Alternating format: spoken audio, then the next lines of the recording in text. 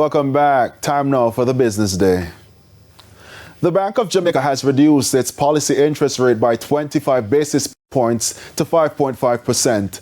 The bank says the decision comes following improved domestic conditions and stabilizing inflation expectations. David Thomas reports.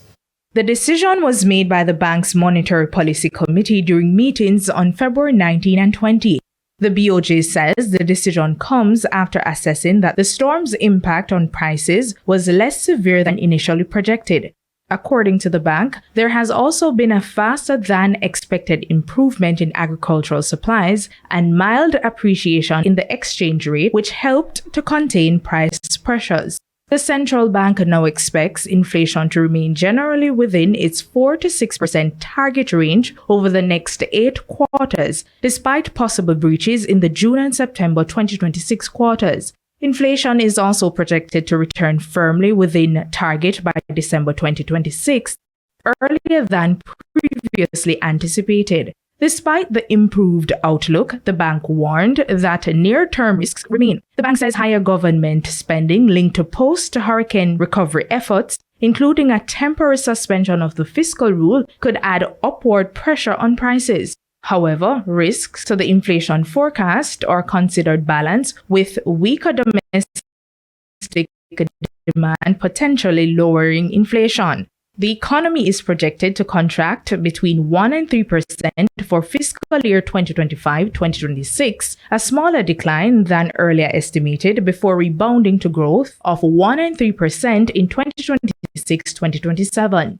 The bank says it stands ready to adjust policy if necessary to ensure inflation returns to target within the shortest possible time. Deidre Thomas, TVJ News.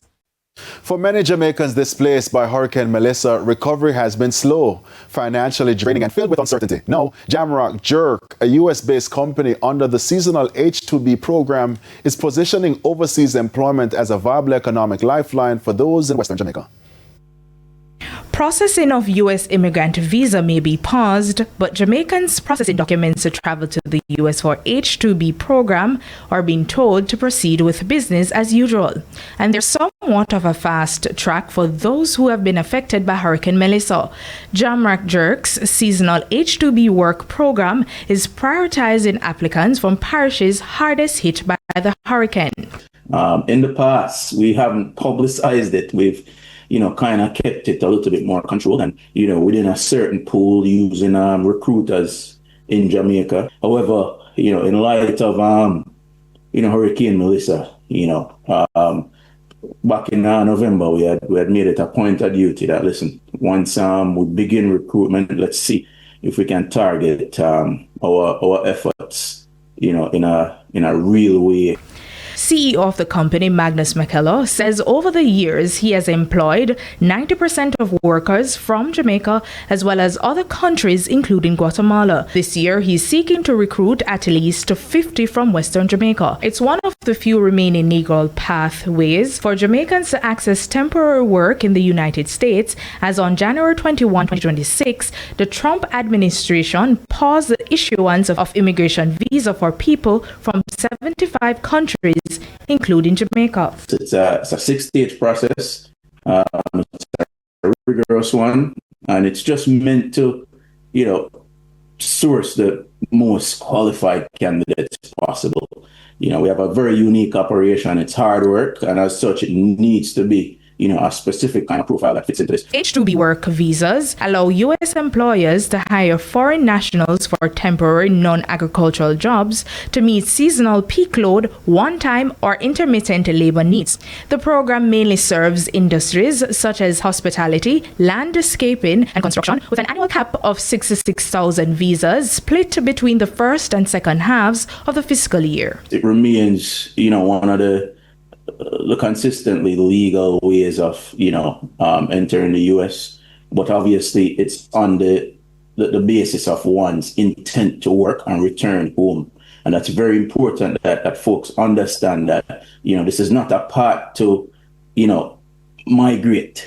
It's not a part to, come over and, as we say, run off, literally. That detrimentally affects the program. And, whenever such things happen, there's a lot of reporting that's required on our part as the employers. It doesn't get unnoticed. The government of Jamaica recently sent off the first group of 182 Jamaican seasonal agricultural workers to Canada for the 2026 farming season. Speaking at the Overseas Employment Centre, Minister of Labour and Social Security, Pernell Charles Jr., underscored the significance of the moment, noting that the program continues to change lives, strengthen families, and contribute to national development. Deidre Thomas, TVJ News. The JSE index declined by 690 points, while the junior market index declined by 10 points.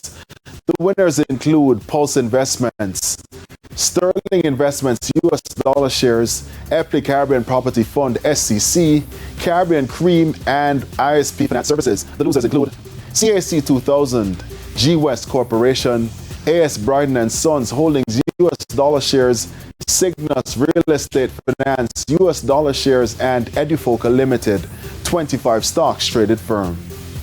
Foreign exchange trading ended with banks and cambios selling the US dollar for an average $156.79. The Canadian dollar is being sold for $113.57.